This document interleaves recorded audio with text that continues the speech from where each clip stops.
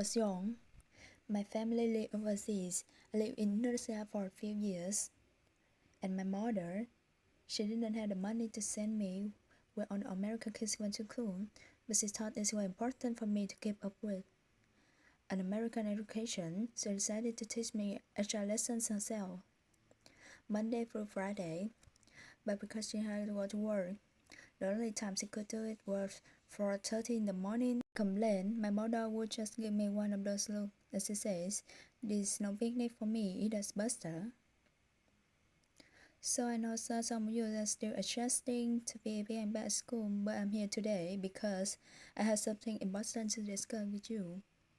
My father left my family when I was 2 years old, and I was raised by a single mom who had to work at times to pay the bills, and I wasn't always be able to give up the things that other kids had. There was times when I missed having a father in my life.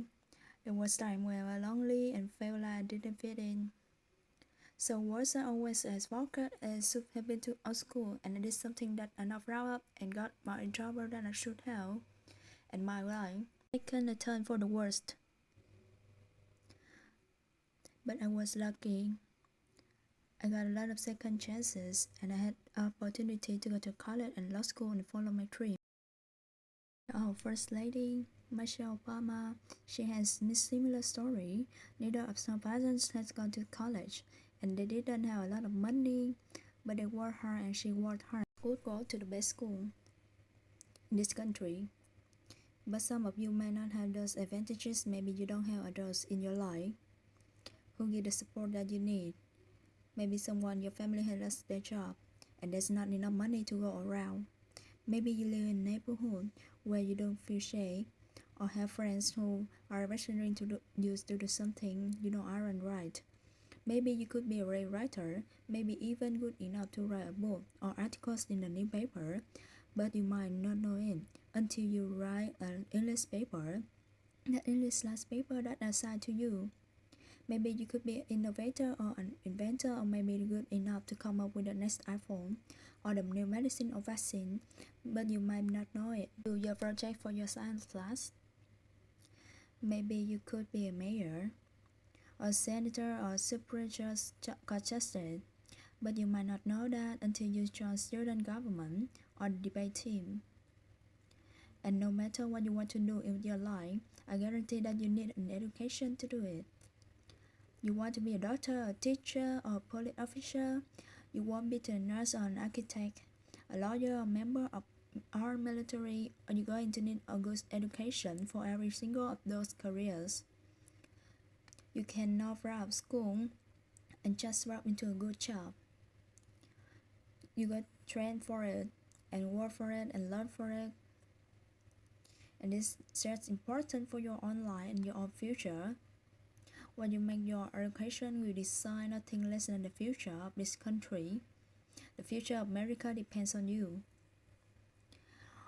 What you learn in school today will determine whether we as a nation can meet our greater chances in the future.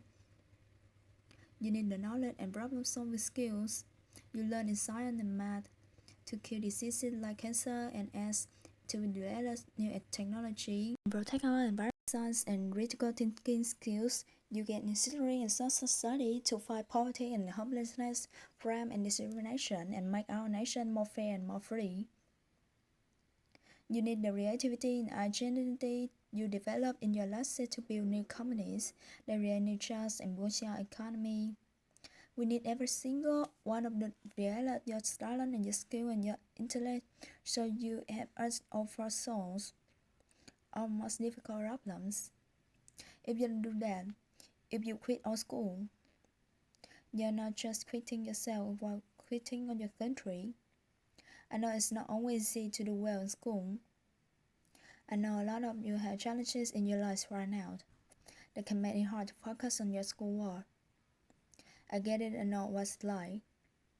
But at the end of the day, the circumstances of your life, what you look like, where you come from, how much money you have, what you're going on at home, none of that's a skill for neglecting your homework or having bad attitude in school, or talking back to your teacher, or cutting less or dropping out of school, there's no excuse for not trying. Where you are right now doesn't have to determine where you end up. No one's written your destiny to you because here in America you write your own destiny. You make your future. That's what young people you are doing every day on across America. That's why today I'm counting on each of you to set your own goals for education and do everything you can meet them. Your goal can be something as simple as doing on your homework, paying attention, your life, and spending some time each day reading book. Maybe you decide to get involved in extracurricular or volunteer in your community. Maybe you decide to stand up for kids who are being teased or bullied because of who they are or they look, because you believe like too that young people deserve the same environment to study and learn. Maybe you decide to take better care of yourself so you can be more ready to learn. But whatever you decide to do, I want to commit to it. I want to really work at it. I know that sometimes you get the sense of relief that you can reach and successful without any hard work, that you stick to succeed either rapping or basketball or being a reality TV star. Chances you are not going to be any of those things. The truth is being successful is hard. You won't love every subject that you study. You won't click with every teacher that you have. Not every homework assignment will seem completely relevant to your life right at this minute. That you won't necessarily succeed at everything the first time you try. That's okay. Some of the most successful people in the world are the ones who had the most failures. J.K. Rowling, who wrote Harry Potter. Her first Harry Potter book was rejected 12 times before it was finally published. Michael Jordan was cut from his high school basketball team. He lost hundreds of games and missed thousands of shots during his career, but he once said, "I have failed over and over and over again in my life. That's why I succeed." The people succeeded because they understood that you can let your failures define you. You have to let your failures teach you. You have to let them show you what to do differently the next time. So if you get into trouble, this doesn't mean you are a troublemaker. It means you need to try harder to act right. If you get bad grade, that doesn't mean you're stupid. It just means you need to spend more time studying. No one's born being good at all things. You become good at things through hard work. You're not varsity the first time you lay in snowboard. You don't hit every note the first time you sing a song. You got to practice. The same principle applies to your schoolwork. You might have to do a math problem a few times before you get it right. You might have to read something a few times before you understand it. You definitely have to do a few wraps of paper before it's good enough to hand in. Don't feel afraid to ask questions. Don't be afraid to ask for help. I do that every day. For help isn't a sign of weakness, it's a sign of strength. Because it shows you have the courage to know something, and that then allows you to learn something new. So find other that you trust, a parent, a grandparent, or a teacher, a coach, or counselor, and ask them to help you stay on track to meet your goals. And even when you're struggling, even when you're discouraged, and you feel like other people have given up on you, don't ever give up on yourself. Because when you give up on yourself, you give up on your country. The story of America isn't about who waits the things not done. It's about people who try harder, who love the country too much and to do anything less than the best.